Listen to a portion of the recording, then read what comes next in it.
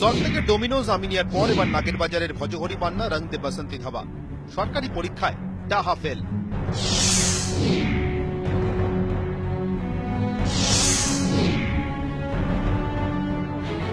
11ই মে বিভিন্ন রেস্তোরাঁয় অভিযান চালায় দক্ষিণ দমদম পুরসভা। খাবারের নমুনা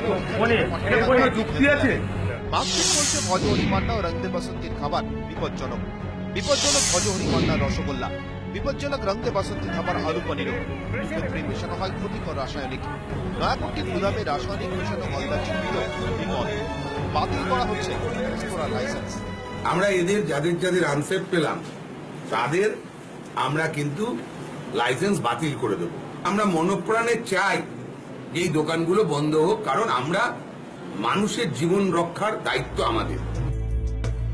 নিয়মিত এই খাবার খেলে হৃদরোগ ও ক্যান্সার পর্যন্ত হতে পারে আশঙ্কা চিকিৎসকদের।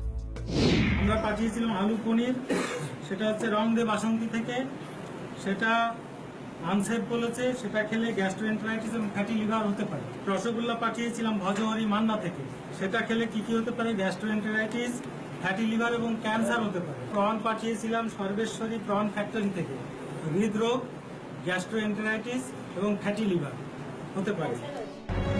পরিশ্রমের টাকা খরচ করে নামি রেস্তোরাঁ থেকে খাবার খাবেন, কিন্তু সেই খাবারই বিষ। রিপোর্টের কথা জানার পর বেড়েছে আতঙ্ক। আমরা একটু পয়সা দিয়ে একটু নাম করা জায়গায় যাই খেতে, সেখানেই যদি এরকম হয় তাহলে তো খাওয়া উচিতই না।